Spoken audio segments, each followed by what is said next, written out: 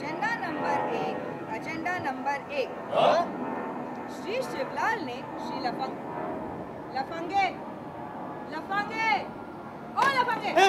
Sir, आप नहीं, ये लफंगा, ये क्या हो रहा है? हाँ, श्री शिवलाल ने श्री लफंगे पर यह दावा किया कि इन्होंने अपने घर की संडास पब्लिक के पैसों से बनवाई। माशाअल्लाह, क्या खूबसूरत जगह बनवाई।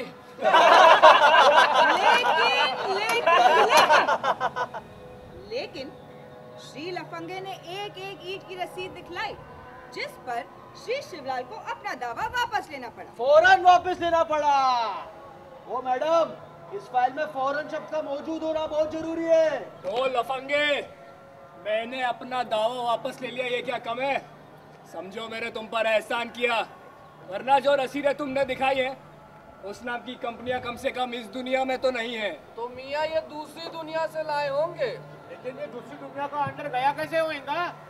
आपने सुना नहीं? नहीं।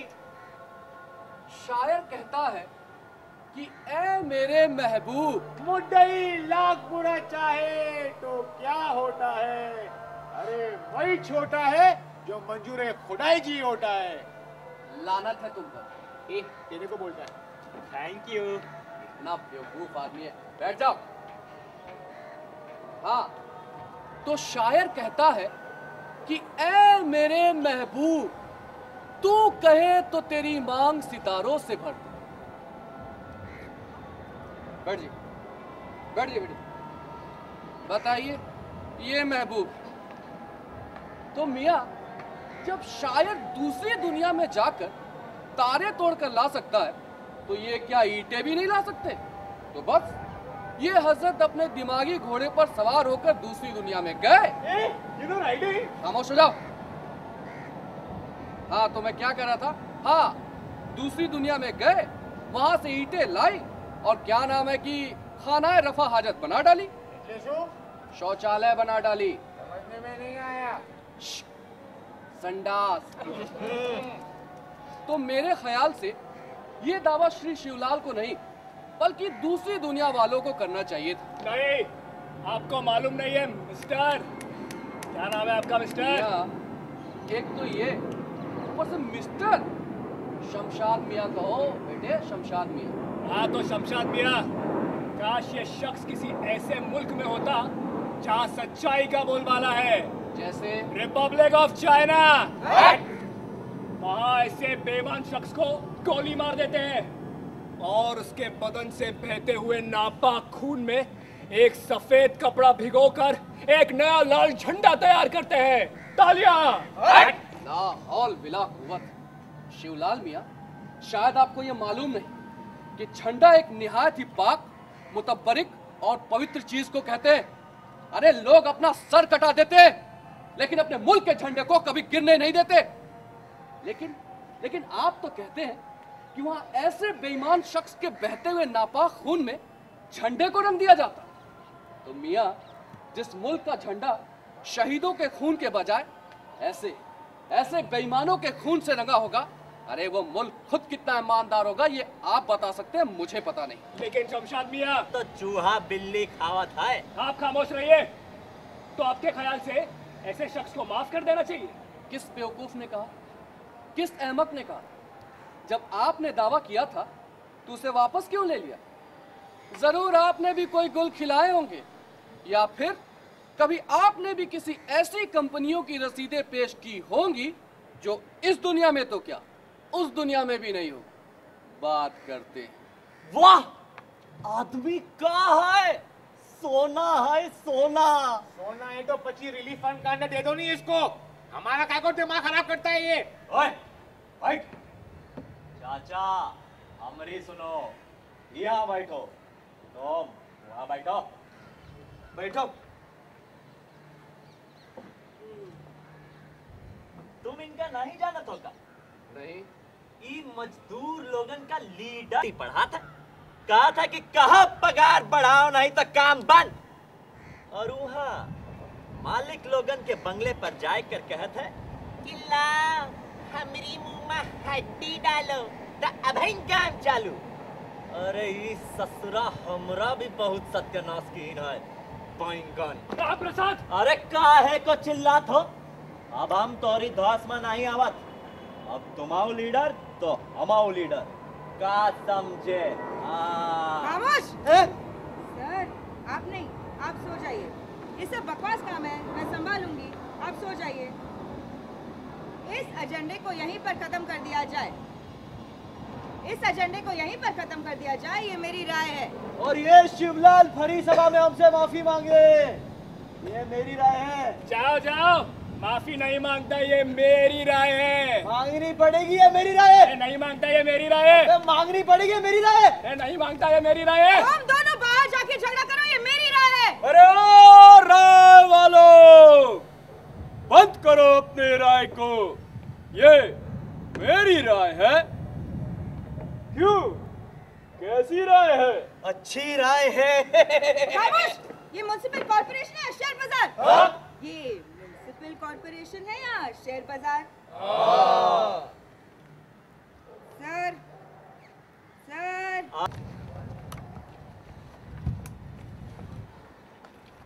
ये हमारी टीम है गाइस, हम लोग की दुआ कीजिए आप लोग। You know this is the first time some of them are performing on stage actually, so we have trained them, they have worked very hard for us with us. Please pray for us guys, you know. और अगर आप लोग हमारे show में आएंगे, please बताइए आप लोग कितने लोग आ रहे हैं, मैं आप लोगों को टिकट दूंगा please, you know, like please come guys. We need some motivation, we need some push. These guys they all need that guys. Thank you so much, thank you. मेहरबान, हम लोग बात कर रहे हैं हमारी सरकार की, हमारी गवर्नमेंट की। ये एक सटायर है, एक कॉमेडी प्ले है विद अ मैसेज, और बिग मैसेज। मतलब हमारे स्पेशली अगर हम हमारे बॉम्बे की बात करें, खाली हमारे बॉम्बे में ही कुछ काफ़ी जो कॉमन प्रॉब्लम जो चल रही है, you know, these guys they are the corporators of Bombay. वो है राम प्रसाद चनेवाला, ये है यूसुफ भाई चाबी वाला, अस्सलाम वालेकुम। ये एक एक्टर टर्न पॉलिटिशियन मिस्टर इंदराज, नमस्कार। ये एक गैंगस्टर टर्न पॉलिटिशियन मिस्टर लफंगे। ये एक बुजुर्ग इंसान है जो कभी पॉलिटिक्स से इनका लेना देना था नहीं। ये एक ज़माने में गांधी जी के साथ आज़ादी की लड़ाई लड़ चुके हैं। ये अपने मोहल्ले में गरीब है, वहाँ पे उनकी काफ़ी इज्जत है, तो मोहल्ले वालों ने मिलकर इनको ज़बरदस्ती का अपना नेता बनाया। तो आज इनका पहला दिन है असल में मीटिंग में आने का। इनका नाम है शमशाद मियाँ। ये इस प्रेसिडेंट साहब है, मतलब इस मीटिंग के प्रेसिडेंट, जो मतलब हर पॉइंट्स को जो रखा जाता है उसको येस और नो में करने वाले, वो है। ये मिस्टर नायर है, ये भी एक कॉर्पोरेटर है। ये है मिस्टर शिवलाल, ये इस प्ले के सबसे बड़े विलन हैं, मतलब मीठी छुरी वो ये है। और ये है ममता रोयरा, ये स्पीकर बनी है, जो हर एजेंडा जो पॉइंट्स आते हैं हमारे प्ले में उनको रखा जाता है। वो है mister Harsh, he is playing a peon, he is performing for the first time, but on the 9th inshallah he's going to play a different role in our play. First I'm playing Mr. Dastoor, a Parsi guy, you know, वो भी चोर है। So I will love you guys if you guys come and watch our play, you know, and give your blessings to us, you know. ये है hot हवेली में at Fun Republic, right? Fun Republic के बगल वाली building. जैसे आपके बेटे का बोल रहे थे कि आपने 35 इयर्स पहले ये कहानी लिखी, ये ड्रामा लिखा। सो आज अचानक कैसे क्या हुआ कि इन लोगों ये ड्रामा मेहरबान कैसे कैसे, ये तो कंटिन्यूस, इसकी मेरे ख्याल है 3-4 हज़ार शो हो चुके हैं और अचानक नहीं है।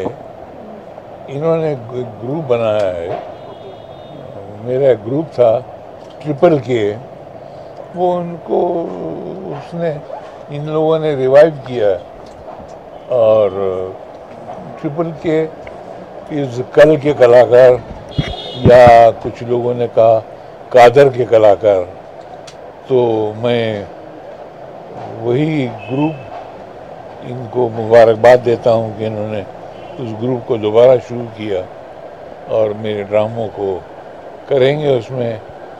तो अगर कल हिम्मत हुई तो कुछ नए प्लेस भी लिखूंगा, मगर मैं हमेशा सोशल प्रॉब्लम पे लिखता हूँ। जैसे मैंने इससे पहले बड़ी देर की लिखा था, उससे पहले लोकल ट्रेन लिखा था, उससे पहले रफ्तार रही, अगर यही रफ्तार रही तो वो लिखा था, उससे पहले किसी का प्ले लिखा एडॉप्ट कर लेता था। तीन मंदिर मेरा लिखा हुआ प्ले है। और वैसे हम लोगों ने ये प्ले वी हैव डन लेकिन हम लोगों ने 2002 में भी किया ये play. We been doing this play every year हम लोग करते हैं, मतलब हम लोग डैडी के अलग अलग प्लेस के साथ, क्योंकि जो इन्होंने 35 ईयर्स पहले लिखे थे, मतलब जो प्रॉब्लम्स है वो आज तक same cheese, only the amounts जो है पहले हज़ारों में थे अभी करोड़ों में हो गए और उतनी चेंजेस हुए हैं। सर जी, आपके हिसाब से इंडस्ट्री कैसे चेंज हुई है, इंडियन सिनेमा जो कहा जाता है, पहले से लेकर अब तक आपके हिसाब से क्या क्या बदलाव आया है? इंडस्ट्री की बात आप कर रहे हैं? हाँ सर। अभी हम तो प्ले कर रहे हैं यार। थोड़ी बहुत आपके हिसाब से आपकी राय जानना चाहेंगे, क्योंकि बहुत उतार चढ़ाव है, कंपटीशन लेवल भी बढ़ गया है। हाँ, कंपटीशन तो बढ़ गया है और मैं डैडी अभी फिल्म से काफ़ी फिल्मों से दूर भी हूँ, और उसके अलावा जो कीमतें थी पहले, एक फिल्म पहले 40 लाख 50 लाख में बन जाती थी, अब वही जो को बात करोड़ में चली गई है, 50 करोड़ में बनती है एक फिल्म। तो कॉमन मैन तो बना ही नहीं सकता है, और आज डिस्ट्रीब्यूशन नहीं है। इन्हें पहले डिस्ट्रीब्यूटर हुआ करते थे जो डिस्ट्रीब्यूट करते थे आप फिल्म, और वो आपकी फिल्म को पूरे इंडिया में रिलीज़ करते थे। आज वो डिस्ट्रीब्यूटर है ही नहीं, क्योंकि उनकी हिम्मत नहीं है फिल्म को रिलीज़ करने की।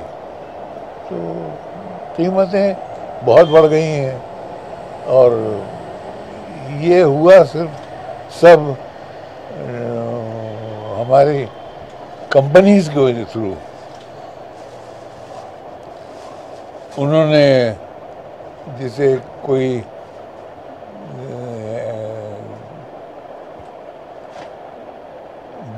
उस ज़माने में म्यूज़िक बहुत बिकता था, तो म्यूज़िक बहुत बिकता था और उससे वो फिल्मों के पैसे निकल आते थे। तो लोगों ने म्यूज़िक कंपनी ने सोचा कि हम खुद फिल्म क्यों ना बना लें, हम खुद फिल्म बना लेते हैं, तो हमारी फिल्मों के चलने से हमारा फिल्म का जो पैसा है वो तो म्यूज़िक से निकल आएगा, और बाकी जो फिल्म का पैसा है वो उसकी प्रॉफिट हमारी वो एडिशनल प्रॉफिट होगी। अब उससे क्या हुआ कि सुबह वो आर्टिस्ट के पास गए, अब आर्टिस्टों के पास डेट नहीं, आर्टिस्ट उनसे कहा कि आप क्या पैसे लेंगे। किसी ने कहा मैं 10 लाख लेता हूँ या 15 लाख लेता हूँ। उन्होंने उसको 1 करोड़ कर दिया, मैं आपको 1 करोड़ देता हूँ, आप मेरी फिल्म में काम कीजिए। और 1 करोड़ जब किया तो आर्टिस्ट दीवाना हो गया और उसने फिल्म में हाँ बोल दी, और इस तरीके से आर्टिस्टों की रेट बढ़ते चले गए और इनन्यूमरेबल अमाउंट में जो है वो पहुंच गए। तो अब वही बुरी हालत है। जो नए वाले लड़के हैं वो भी आते हैं तो वो करोड़ में सोचते हैं, कहाँ करेंगे। आपकी तबीयत अब कैसी है? ठीक है? क्योंकि लोग जानना चाहते हैं, आपकी जो फैन फॉलोइंग भी है वो भी जानते हैं कि आपकी तबीयत थोड़ी ऊंच नीच हो रही है। हाँ, मैं I had my knee operated, knee operation हुआ, ठीक हो जाएगी, 2-3 महीने लगेंगे, then I will be all right. Sir वापस आप फिर आ जाओगे फील्ड पे और कोई देखो, अभी फिल्में जो मैं बनाऊंगा, जो लिखूंगा, वो अपने बेटों के लिए लिखूंगा। तो सर एनी प्लान्स कि आप ये पर्टिकुलर ड्रामा या जो आपके लिखे हुए हैं उनको फिल्म्स में कन्वर्ट करें? नहीं, वो कन्वर्ट नहीं, because they are very hard hitting, हमने ऊपर देखा काफी नहीं, ये सटायर आजकल फिल्में ऐसी भी है, ऐसी फिल्में बनी हैं, तो कुछ प्लान्स और you are looking for a different script altogether? For different script. मैंने एक फिल्म लिखी थी जो मैं डायरेक्ट करने वाला था अमिताभ के साथ उन दिनों में जब आई वॉज शूटिंग फॉर कुली। तो कुली में जाहिल, अब वो जाहिल का ऐसा हुआ कि उससे हमने रफली उसको प्लान कर दिया, अमिताभ ने और मैंने, और सोचा कि नेक्स्ट मंथ से शुरू कर देंगे फिल्म को। तो उसने कहा अच्छा तो आज काम ख़त्म होता है, you go to Bombay tomorrow and जाके परसों आ जाना। तो मैं गया बॉम्बे आया। अब आज मैं तैयारी कर रहा हूँ जाने की, इतने में फ़ोन आया अमिताभ के भाई का, अजिताभ का, कि डोंट गो टू बेंगलोर, दा इज़ नॉट वेल। मैंने क्या हुआ? कहता है उनको शूटिंग में पंच लग गया है शायद और उसके पेट में दर्द है। मैंने कहा चलो ठीक है। हम उसके बाद बॉम्बे गए, बॉम्बे कुछ काम था वो करके वापस आए। तो दूसरे दिन की टिकट बुक करने लगे तो अजिताभ का फिर फोन आया। उसने कहा डोंट गो, दा is not at all well, बहुत सीवियर पेन है उनको और वो नहीं आ पाएंगे और वो तुम्हारी शूटिंग नहीं कर पाएंगे। बोला क्या हुआ था? मैं घबरा गया, मैं बेंगलोर गया, मैंने देखा कि he was shouting in hallucination, गालियाँ बक रहा था और पता नहीं क्या क्या कर रहा था। और उनका ही हैड माइन्यूट ऑपरेशन। क्या हुआ? उसके अंदर ब्लड जो है वो ब्लड पस में कन्वर्ट हो रहा था और पस जो है वो बह नहीं पा रहा था। हम लोग उनको लेके बॉम्बे आए बड़ी मुश्किल से, मैं, मनमोहन देसाई और सब, प्रकाश बेरा पहुँचे, वो और पुनीत सर, जिसकी वजह से अब जिसका पंच लगा या टेबल का कोना लगा गॉड नोज। बहरहाल हम वहाँ पहुँचे, हम बॉम्बे आए, हमने इनको यहाँ एडमिट किया ब्रिज कैंडी हॉस्पिटल में और वहाँ से उनको ये करण जौहर के फादर का नाम क्या था? यश जौहर। वो यश जौहर उनका पस सेल लेके ही फ्लू टू अमेरिका, लंदन, और वहाँ जाके उन्होंने उनका पस चेक किया तो कोई भी एंटीबायोटिक उनको सूट नहीं कर रहा था। एक एंटीबायोटिक 3 दिन के बाद सूट किया और वो एंटीबायोटिक लेकर ही फ्लू बैक टू बॉम्बे। और उसके बाद डॉक्टर जोसेफ कॉटन उनको भी लेकर आए। जोसेफ कॉटन को लाने के बाद हाँ उनको दवाई दी, थोड़ा सा सुकून हुआ, उनको पेन थोड़ा कम हुआ। और जोसेफ कॉटन ने कहा कि उनको यहाँ पर ऑपरेट करके यहाँ नीचे ऑपरेट करेंगे और वहाँ पर नस में, इंटेस्टाइन में जहाँ चोट लगी है उस चोट को वेल्ड करेंगे। तो अमिताभ ने ऐसे पूछा कि doctor what are my chances? Doctor वहाँ के तो बड़े बड़े ब्लंट होते हैं। उन्होंने कहा वेल 50-50, 50% आप जिंदा रहेंगे या नहीं रहेंगे। वो डर गया बेचारा, हम सब रो पड़े, या अल्लाह उस पर रहम कर। और पूरे इंडिया में, पूरे वर्ल्ड में ये बात खबर फैल गई कि Amitabh Bachchan is standing on the death threshold.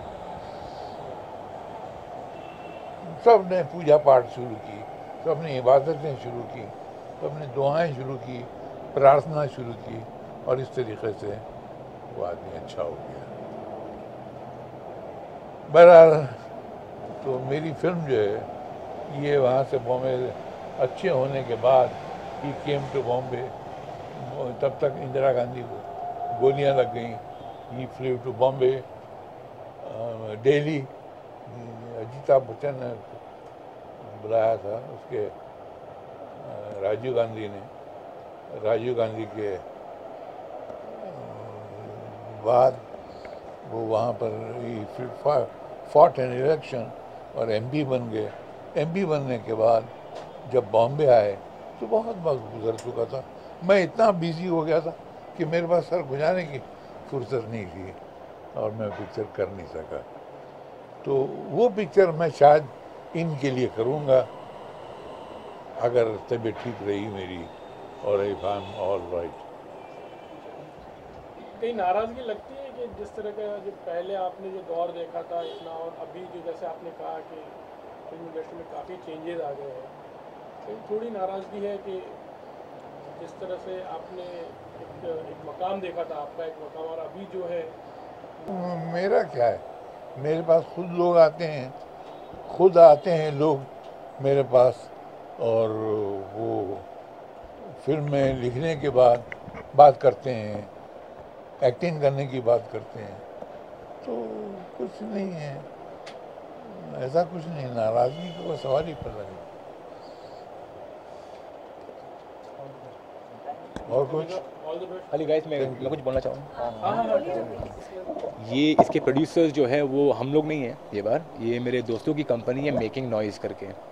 ये तन्मय रंजन जो राकेश रंजन जी का बेटा है, वो जो राम प्रसाद भैया बना है वो है, और लौरा मिश्रा, ये लोग मिलके ये कंपनी लॉन्च की है मेकिंग नॉइज़, जिससे हम लोग हमारे डैडी के काफ़ी प्लेस हम लोग उसमें इंशाल्लाह ये फरवरी के 22 को जो हम लोग ओपनिंग कर रहे हैं, उसके बाद हम लोग मार्च में इसके काफ़ी फेस्टिवल करने वाले, काफ़ी शोज़ करने वाले हैं। तो डैडी की और मेरी हम सबकी दरख्वास्त है कि आप सब लोग आइए वहाँ पे और देखिए हमारा शो प्लीज़। Thank you. आप कुछ बोलेंगे? एक प्ले जो मैं लिखने वाला हूँ, गुजराती में लिखा था ज़माने में, माफ़ कर जो नाटक नहीं था है, और इसको हिंदी में था यारों मुझको माफ़ करना। ये नाटक नहीं होगा। ये प्ले था कि अगर ड्रामा न हो, ड्रामे में दो चीज़ें बहुत इम्पोर्टेंट होती हैं, एक तो पैसा और एक लड़की। अगर लड़की न हो तो कुछ लोग लड़की के लिए आते हैं, वो चले जाते हैं, और कुछ लोग चाय के लिए, नाश्ते के लिए आते हैं और वो चले जाते हैं। तो अगर ये दो इम्पोर्टेंट चीज़ें न हो तो लोग प्ले छोड़ के चले जाते हैं। तो वो प्ले ज़रूर देखिएगा, माफ़ कर जो नाटक नहीं था, यारों मुझको माफ़ करना, ये नाटक नहीं होगा।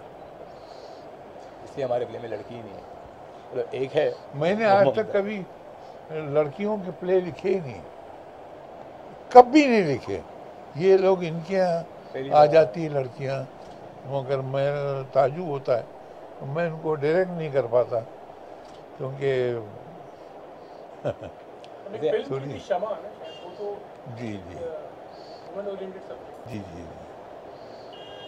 फिल्म की बात अलग है ना, फिल्म बगैर औरत के तो बन ही नहीं सकती है। थिएटर अलग एक अलग मीडियम है, वहाँ पे सर खुद इसके लिए। Thank you so much guys. Thank you.